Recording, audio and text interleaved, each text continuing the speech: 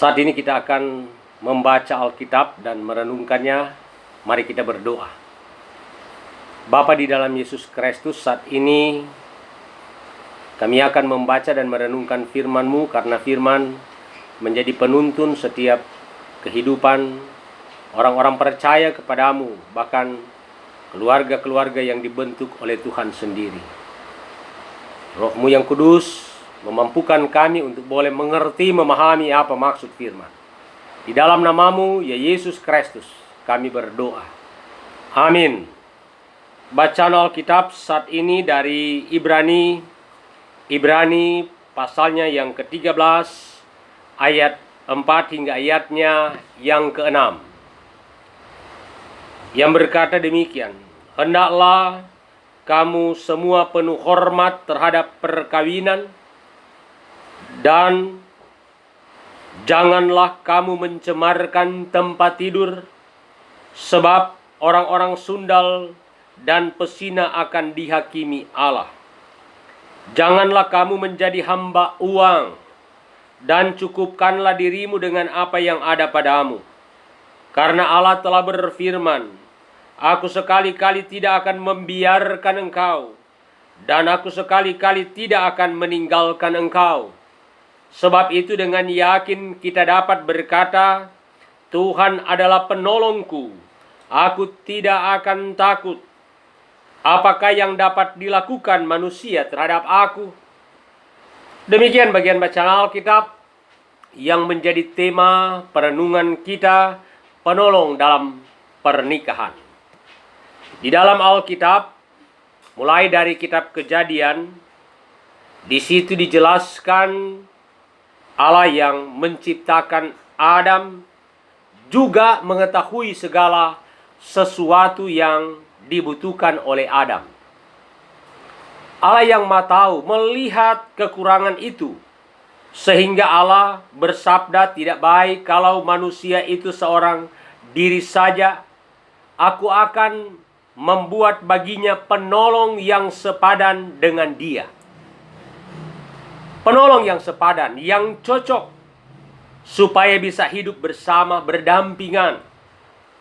Saudara-saudara, kalau saat ini yang bagian dari renungan ini juga mau mengingatkan kepada keluarga-keluarga Kristen, terutama tentunya dikala telah terbentuk menjadi keluarga Kristen yang baru, mau menyampaikan dalam kitab Kejadian itu bahwa setiap orang yang dijodohkan dengan pasangannya itu terjadi oleh karena Tuhan yang menjodohkan, tetapi juga supaya hidup saling menolong, yang juga harus bergantung kepada penolong yang sejati, yaitu Allah yang kita sembah di dalam Yesus Kristus. Saudara-saudara, dalam bacaan kita tadi ayat yang ke-6, Ibrani 13 ayat 6, "Sebab itu dengan yakin kita berkata, Tuhan adalah penolongku, aku tidak akan takut. Apakah yang dapat dilakukan manusia terhadap aku?" Kepada tentunya keluarga yang baru akan menjalani hidup dalam rumah tangga diingatkan bahwa sebelum melangkah ke dalam hidup pernikahan, maka harus menentukan atau menetapkan siapa yang nantinya akan menjadi nakoda. Menjadi nakoda dari bahtera kehidupan rumah tanggamu. Jangan mengatakan gampang nanti saja. Coba kita bayangkan kapal yang sudah berjalan tanpa pengemudi. Kepada keluarga Kristen ataupun keluarga yang baru, kalau ditanya siapa yang paling tepat menjadi nakoda dalam keluargamu, bagian bacaan ini menjawab, menurut firman Tuhan, hanya satu yang akan menjadi nakoda, menjadi penolong dalam pernikahan, yaitu Tuhan. Hanya Tuhan dan tidak boleh ada yang lain yang menjadi nahkoda dalam rumah tanggamu. Itu berarti kalau Tuhan yang menjadi nahkoda, maka suami harus tunduk kepada Tuhan, istri harus tunduk kepada Tuhan. Kalau mendapat anak-anak, maka anak-anak harus tunduk kepada Tuhan. Kalau mau merencanakan sesuatu dan memutuskan sesuatu harus ditanya kepada Tuhan, kepada nahkoda itu sendiri. Sebab pernikahan itu bukan hanya urusan dua orang. Ada pihak yang ketiga yang juga adalah sebagai penolong dalam pernikahan itu sendiri, yaitu Tuhan. Saudara-saudara, dalam realita banyak perkawinan yang kandas karena mencari nahkoda yang salah. Misalnya pada uang kekayaan.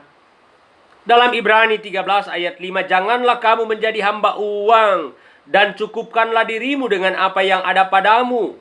Karena Allah telah berfirman, aku sekali-kali tidak akan membiarkan engkau dan aku sekali-kali tidak akan meninggalkan engkau. Saudaraku, banyak orang yang banting tulang mencari uang. Siang malam alasannya untuk mendapatkan uang demi keluarga. Tetapi keluarganya bubar. Kalau begitu, apakah uang tidak perlu? Uang itu juga perlu, tetapi bukan uang yang dinomorsatukan. Yesus pernah berkata, carilah dahulu kerajaan Allah dan segala kebenarannya, maka yang lain akan ditambahkan kepadamu. Artinya Tuhan juga tahu bahwa kita memerlukan yang lain termasuk uang. Tetapi carilah dahulu kerajaan Allah. Yang lain akan ditambahkan. Jangan jadi hamba uang, tetapi jadi hamba Tuhan. Jangan jadi hamba uang. Cukupkanlah dirimu dengan apa yang ada padamu. Seringkali perkawinan hancur juga karena merasa tidak cukup. Istri satu merasa tidak cukup, suami satu merasa tidak cukup, rumah satu merasa tidak cukup. Bahkan merasa pertolongan Tuhan juga tidak cukup sehingga mencari pertolongan lain di luar Tuhan. Ingatlah, jaminan pertolongan Tuhan, aku sekali-kali tidak akan membiarkan engkau dan aku sekali-kali tidak akan meninggalkan engkau. Saudara-saudara, pertolongan Tuhan dalam pernikahan itu pasti. Hanya saja bagaimana caranya bergantung dari sumber pertolongan itu yang menjadi nahkoda dalam rumah tangga kita. Karena Dia yang Tuhan, Dia yang nahkoda, Dia yang menetapkan cara dan waktunya bagi kita. Dan kita haruslah meyakini bahwa jaminannya Ia akan menolong perjalanan rumah tangga. Dia sebagai penolong tentunya tahu apa yang menjadi kebutuhan-kebutuhan dalam setiap kehidupan rumah tangga Kristen yang dibentuk olehnya.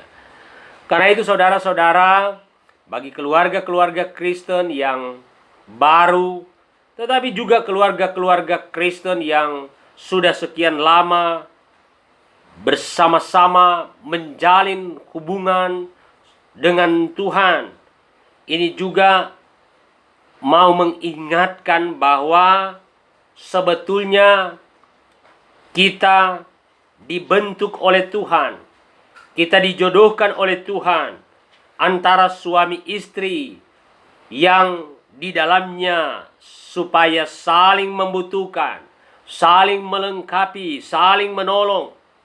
Bahwa suami hanya bisa hidup dari istri dan sebaliknya, istri hanya bisa hidup dari suami. Maka firman Tuhan menjadi dasar hidup rumah tangga adalah bukan kita hanya hidup bergantung dari satu dengan yang lain, tetapi yang utama untuk menentukan kebahagiaan rumah tangga yang sesungguhnya adalah bergantung kepada nahkoda itu sendiri. Tuhan kiranya akan terus memberkati kita, memberkati dalam perjalanan hidup rumah tangga, sekarang ini sampai selama-lamanya. Amin.